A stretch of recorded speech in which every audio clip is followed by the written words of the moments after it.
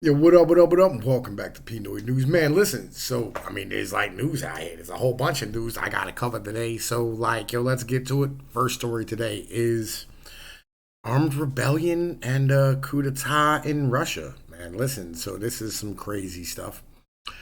All right, here's what's going on.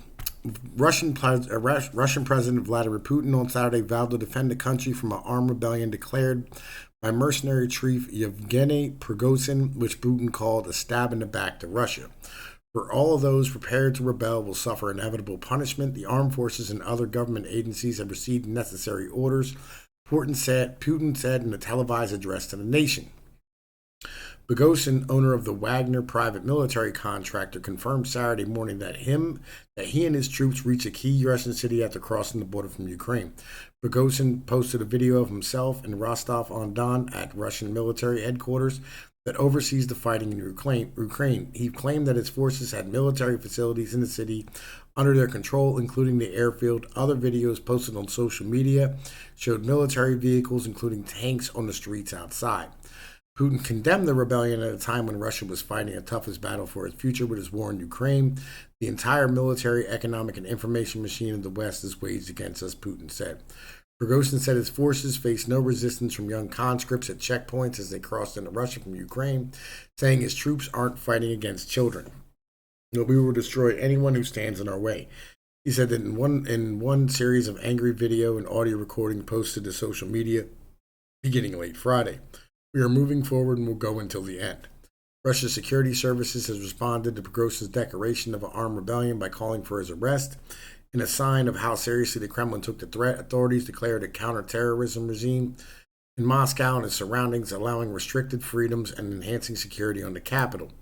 It was not immediately clear how Prigozhin was able to enter the southern Russian city or how many troops he had with him. All right, so actually I have answers to all these type of questions. So let's get down to business.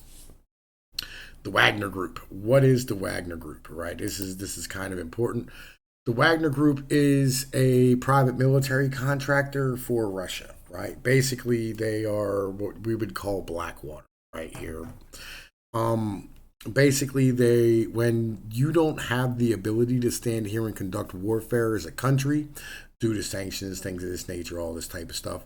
What you do is you hire a private military contractor to go handle business for you, right? That way, countries can still conduct warfare without actually conducting warfare, right? It is ran by a guy named Prigozhin, right? Yevgeny, Yevgeny Prigozhin, right? I guess would be his name. Yevgeny Prigozhin, right? Born in 1961. He's a Russian oligarch, right? He has a whole bunch of planes and all this type of stuff. He started off he ended up getting arrested for stealing and breaking into apartments back in the early 90s. He ended up getting released after serving 9 years in prison.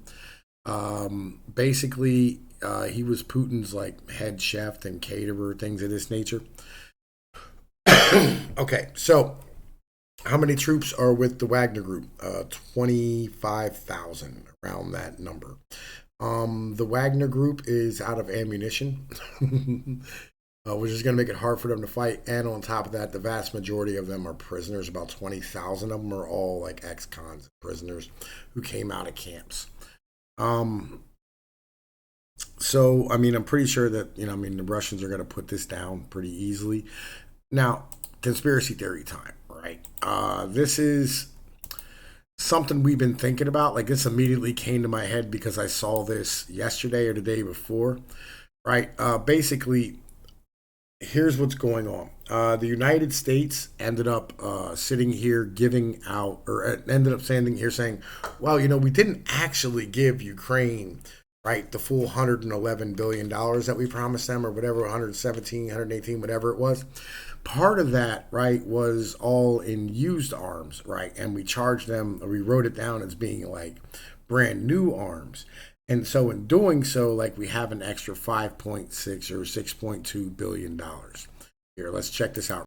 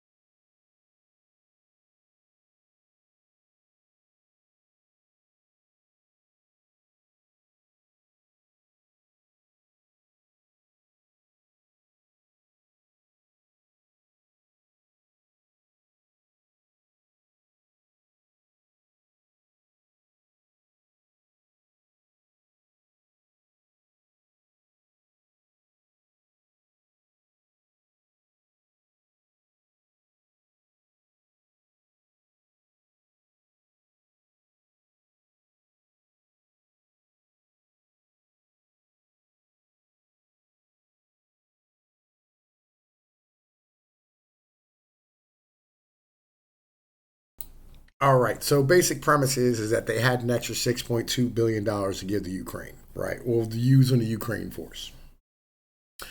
Well, if you were a smart and crafty general of the United States, right? What would you do?